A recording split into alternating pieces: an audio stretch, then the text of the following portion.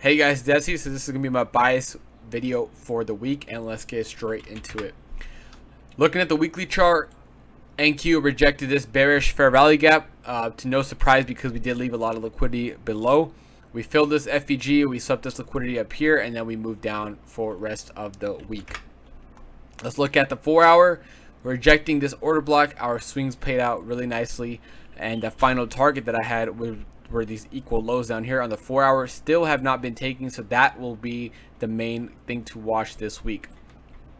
If there's two scenarios how this could play out. One is we open up low early into the week, so tomorrow or Tuesday, we take out this liquidity and have a potential structure shift. So we have something like this, boom, boom, boom, boom, a lot of accumulation, probably another manipulation like here, and then we'll move higher like that. And that is one of the scenarios I'll be watching for the week. And in case that does happen, which, we're only 100 points away, so it's very likely, is that we'll target these 4-hour equal lows here. You guys can see this is a breaker here. This is a 4-hour FVG still. We did leave this as a equal high for a reason. So this will get ran as liquidity at one point, and it only makes sense to run them if we take out the sell side here. So that's scenario one. Is if we come down here, we'll look for longs all the way back up to this 14,889 area, 888 area right here on NQ. If you guys look at the daily chart as well, if we take out that area of liquidity, it's actually very neat because we'll tap back into this daily fair value gap that was just created as well. So that would kind of give our bias. We have we'll have a daily order block here. We'll probably tap into this and wick out the first time we touch in here, even if we're going to move higher or not. So that's plan, I guess, A, of what's most likely going to happen. Now, what do I want to happen is we actually accumulate Monday and Tuesday and then move up on Wednesday into this area right here for buy side. If we move up here on buy side and take out buy side without taking out these lows first, then we're going to get a very, very nice swing setup once again. And now we'll take this all the way back down to this area of liquidity. This area of liquidity will get taken out here eventually and shortly. It's either going to be this week, which I do think is the highest probability chance. Like I said, plan A in terms of the highest chance. I'm going to name it plan A would be we'll take out this liquidity first and then move higher. But in case we do get some odd price action, and maybe we'll chop tomorrow and Tuesday without really taking this out, and earnings pushes us up. If that is the case, we will look to short this area 100%.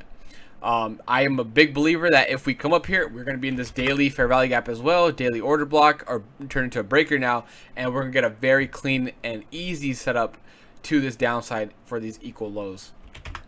But that, like I said, that would be the most hopeful scenario because that'll give us a very, very easy week. But the most likely scenario is that we're going to come take out this low first. And then once we take out this low, it's all about the reaction of this low. If we keep displacing lower, we're not going to try to catch a knife, because if you look on the weekly chart here, we're still in a bullish FEG on the weekly, yes. But we are going to need to tap into that 0.5 at some point, which is basically the CE or the middle of this fair value gap. So we are going to need around 14,440 on NQ for me to really start looking to take longs for swings, because usually when a fair value gap, especially like this on such a higher time frame, you do want the CE of it. You do want the middle of that fair value gap for the highest probability chance of getting a bounce. So keep that in mind. It'll be the reaction off this 4-hour sweep. If we come down and then we get a market structure shift back to upside on the hourly chart, right? If we have a liquidity sweep, the 1 hour is getting a break of structure. We're expecting gaps in the 1530. All right, that's gonna give us a good indication that we're gonna come take out these highs.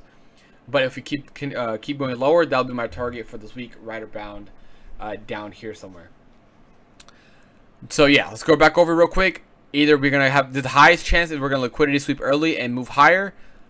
The most easiest scenario, which is probably not likely, is that we'll move higher earlier into this week, and then we'll take out this low here. So something like this. This would be the easiest trade setup. This would be more of a cautious setup. This will require more patience, because we are going to need we will need a 1 hour break of structures, and then obviously the 30-minute gaps, 15-minute gaps all being respected to kind of shift that structure back into being bullish. Basically, the bias is going to all be reliant on the sweep and reaction off this low. I'll keep you guys updated throughout the week on what I'm looking at with different time frames, the hourly, 4-hour, and the daily is what we'll be looking for definitely going into earnings, especially the back end of the week, and kind of getting our bias. I do think tomorrow will be a low probability day. I don't think we have any news. Probably be a slower, choppier day. So not expecting too much tomorrow. Maybe about a 100-point range on NQ, possibly take out this low tomorrow and then move higher. We'll see what we get. We do have London opening up in a bit, so I'll wake up and see where price is at. But yeah, those are my two scenarios for the week. Obviously, once area liquidity, if buy side or sell side gets swept, I'll be biased towards the other way. Right now it's just kind of in the middle of two areas of liquidity. We are very close to sell side, so if sell side gets hit, we'll go and look for the buy side sweep here. But if the buy side gets hit early, we'll definitely 100% take puts up here and look to short this once again with swings down into this 4-hour equal low.